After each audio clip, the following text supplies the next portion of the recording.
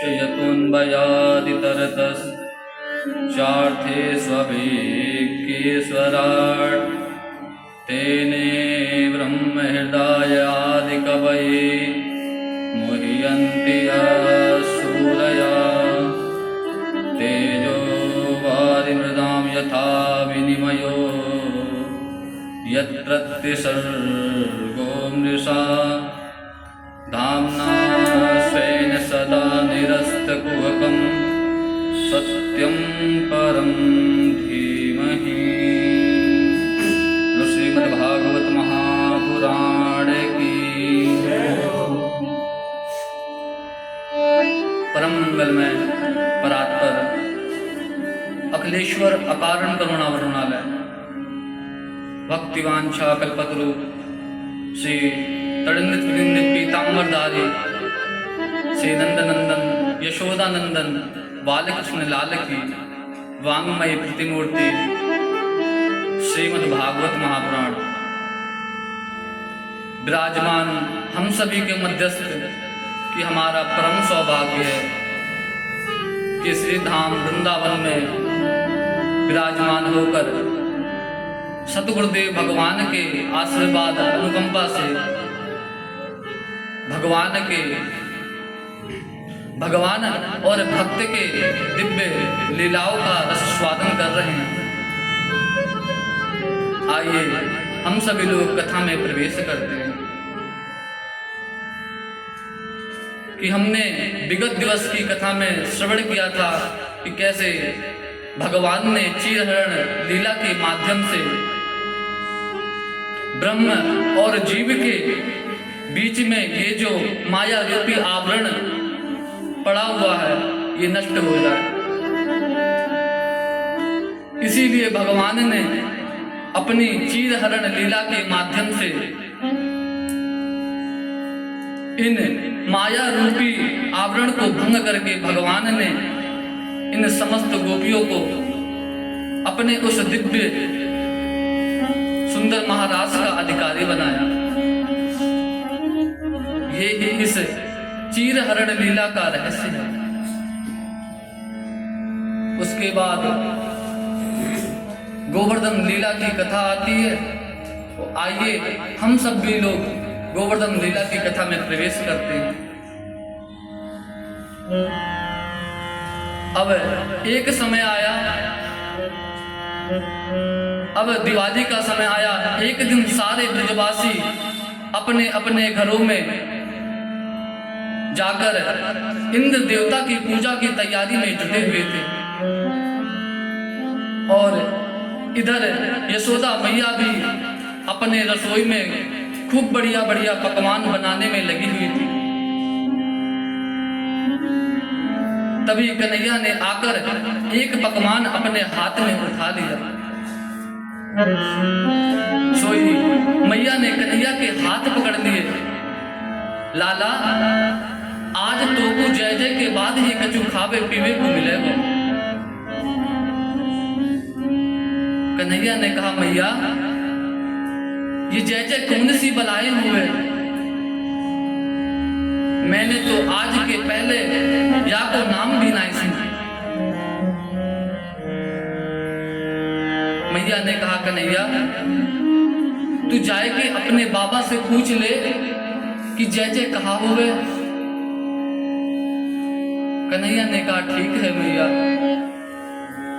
और तुरंत कन्हैया बाहर आकर अपने बाबा से पूछते हैं, कथ्यता में पिता कोयम संभ्रमो वा उपागता किं फलं कस्य चोद्देश्या केन वा साध्यते मखा। कन्हैया ने कहा, बाबा आज ये अपने घर में कौन की जय जय होगी और यह जय जय को उद्देश्य कहा है? बाबा ने कहा, कन्हैया आज के दिन हम सब ब्रजवासी मिलकर इंद्र देवता की पूजा किया करते हैं। और वो हमारी पूजा सेवा से प्रसन्न होकर हमारे खेतों में जल की वर्षा करते हैं, तभी तो हमारी खेतों में अन्न धन होता है। कन्हैया ने कहा बाबा अच्छा ये बात है। बाबा ने कहा हाँ कन्हैया। कन्हैया ने कहा बाबा एक काम करो, कछु लोग वाह इंद्र देवता की पूजा कर लो और कछु लोग मत करो, फिर देखो ये इंद्र कहा करते है।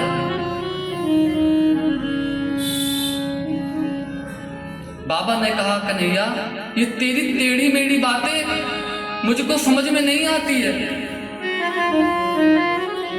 तू कहना क्या चाहता है। कन्हैया ने कहा बाबा मैं बस इतना ही कहना चाहता हूं कि मैंने बहुत से बड़े बड़े संत महात्माओं का सत्संग किया है और सभी संत महात्मा यही कहते हैं कि कर्मणा जायते जंतु कर्मणैव विलीयते सुखम दुखम भयम क्षेमम कर्मणैवाभिपद्यते। मतलब बाबा हमें ये जो सुख या दुख प्राप्त होता है वो सब हमारे कर्म ही है। मतलब हमने अपने पूर्व जन्मों में जो भी अच्छे या बुरे कर्म किए थे उन कर्मों का फल ही हमें सुख या दुख के रूप में प्राप्त होता है। फिर ये इंद्र कहां से आ गयो? क्योंकि ये इंद्र अपने कर्मों का ही फल भोग रहा है।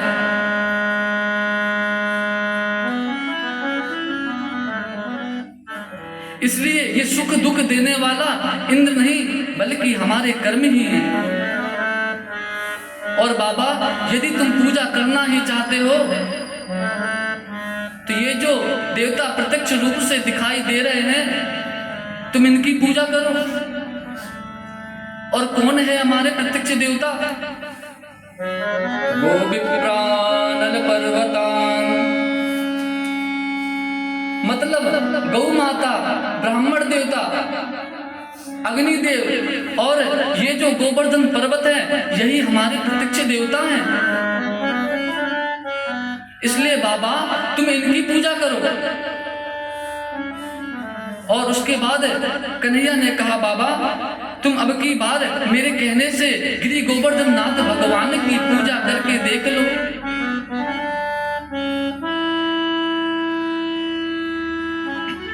यदि तुम्हें कुछ लाभ हो तो अगली बेर पूजा करियो वरना मत करियो।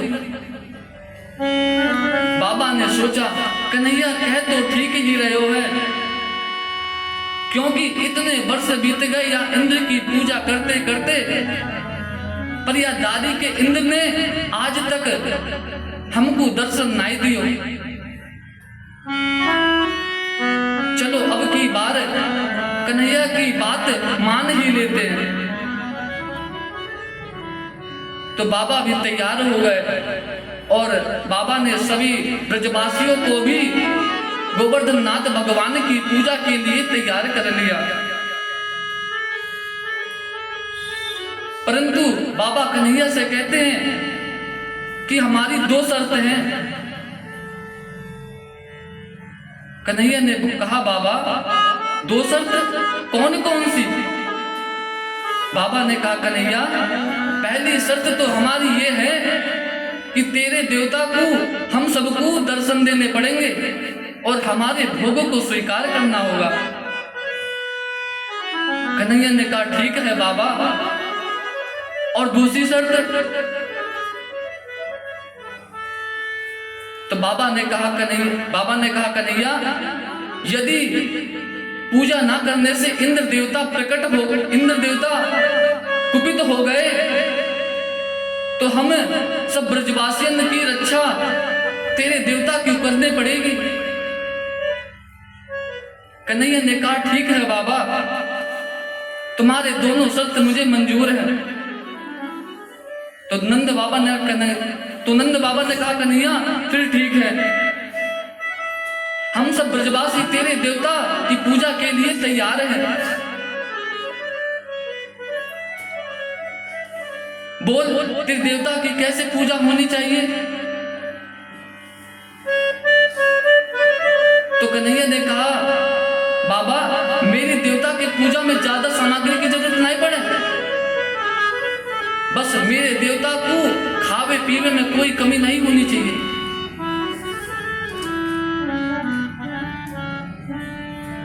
बाबा ने कहा ठीक है कन्हैया, तेरे देवता को खावे पीने में कोई कमी नहीं रखेंगे, पूरे 56 प्रकार के व्यंजन बनवाएंगे, तेरे देवता के भोग में लगाए जाएंगे। इतना सुनते ही कन्हैया ने कहा ठीक है बाबा, और तुरंत सभी ब्रजवासी अपने अपने घरों में जा जाकर नाना प्रकार के व्यंजन बनाना शुरू कर देते हैं। और कुछ ही देर में ब्रजवासियों ने अपने अपने घरों में 56 प्रकार के व्यंजन बनाकर तैयार कर लिया। खूब बढ़िया बढ़िया पूरी, कचौरी, रसमलाई, रसगुल्ला, लड्डू आदि नाना प्रकार के व्यंजनों को बनाया और सब ब्रजवासी कन्हैया के साथ गिरि गोवर्धन नाथ भगवान की तलहटी पर पहुंच गए। सब ब्रजवासियों ने पूछा कन्हैया अब कहाँ किया जाए? कन्हैया ने कहा ब्रजवासियों अब सब तुम लोग मेरे देवता को स्नान कराओ। ब्रजवासियों ने कहा ठीक है कन्हैया तेरी जैसी इच्छा। और सभी ब्रजवासी हजारों मटके पानी भरकर लाकर गोवर्धन नाथ भगवान के ऊपर पटक देते हैं, परंतु गोवर्धन नाथ भगवान की मूंछ भी गीली नहीं हुई, क्योंकि ये कोई छोटे मोटे देवता नहीं बल्कि 7 कोस के पहाड़ हैं। मतलब 7 कोस मतलब 21 किलोमीटर में इनका क्षेत्रफल फैला हुआ है। इसलिए इनको स्नान कराते कराते सभी ब्रजवासी आज थक हार कर बैठे गए। कन्हैया ने देखा आज मेरे ब्रजवासी इतनी दूर से यमुना जल को लाते लाते थक गए हैं, तो कन्हैया ने तुरंत मन से मानसी गंगा को प्रकट कर दिया। बोलो मानसी गंगा की। और मानसी गंगा की निर्मल धारा को देखकर सभी ब्रजवासी आज प्रसन्न हो गए और ब्रजवासी मानसी गंगा के जल से आज गोवर्धन नाथ भगवान को स्नान कराया। चंदन अक्षत पुष्प चढ़ाकर भगवान की पूजा करी।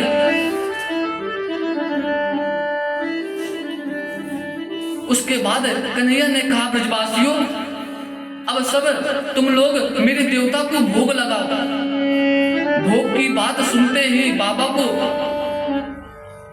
कन्हैया से लिया हुआ वचन याद आ गया।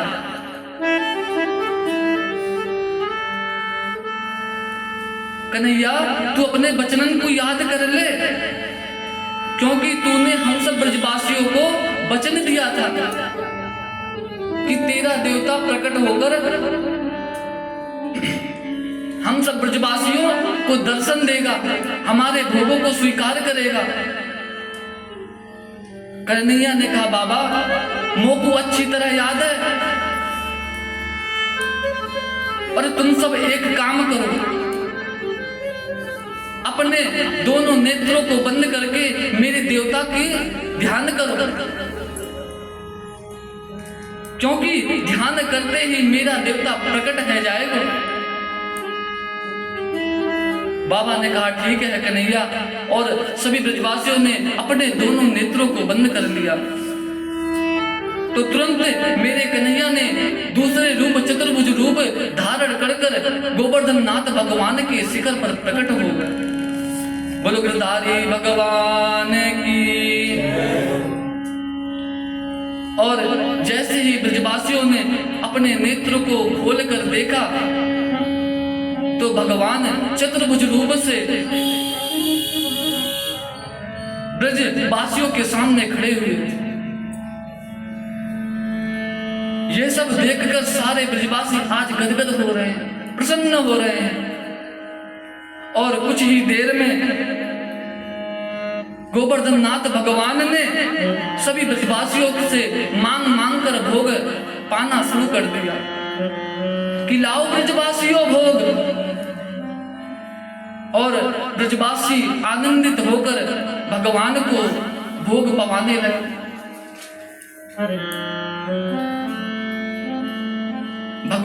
ब्रजवासी भगवान को भोग पवा रहे हैं और भगवान प्रेम के साथ साथ भोग को पा रहे हैं। यह सब देखकर मधुमंगल को बड़ा आश्चर्य हुआ। तुरंत मधुमंगल ने कन्हैया से कहा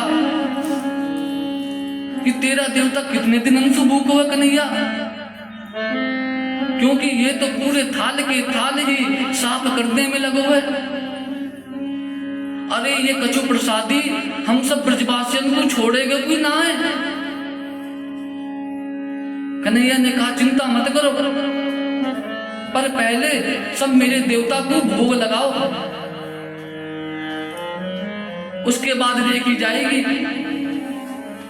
तो उसने कहा ठीक है भैया, पर जब ज्यादा देर हो गई और सब मिलकर गोवर्धन नाथ भगवान को भोग लगा ही रहे थे तो तुरंत मैया यशोदा की दृष्टि वह देवता के मुख पर पड़ी।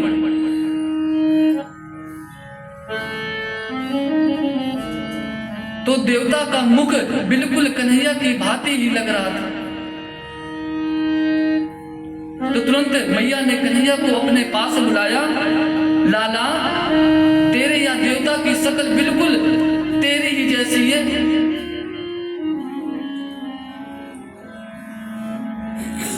चक्कर कहाँ है? कन्हैया सोच में पड़ गए, आज तो पकड़े गए, अब कहाँ की हो जाए। तो कन्हैया ने तुरंत बातें बनाना शुरू कर दिया कि मैया तो को पतो ना है, मेरो एक नियम है, मैं जा गैया का दूध मैं पीऊं, वाई गैया का दूध मैं अपने देवता को भी पिलाऊं। इसलिए हम दोनों की शक्ल बिल्कुल एक जैसी ही हो गई होगी। मैया ने कहा अच्छा कन्हैया ये बात है। कन्हैया ने कहा हाँ मैया। और सब ब्रजवासी भोग लगाकर फुर्सत में हो गए। तो सबने कन्हैया से कहा लाला अब बता कहाँ करना है। तो कन्हैया ने कहा ब्रजवासियों, मेरो देवता कह रहे है कि भोग तो लग गयो, अब एक एक परिक्रमा करनी पड़ेगी तभी पूरी पूजा मानी जाएगी। तो आज सभी ब्रजवासी नाचते गाते हुए गोवर्धन नाथ भगवान की परिक्रमा करते हैं।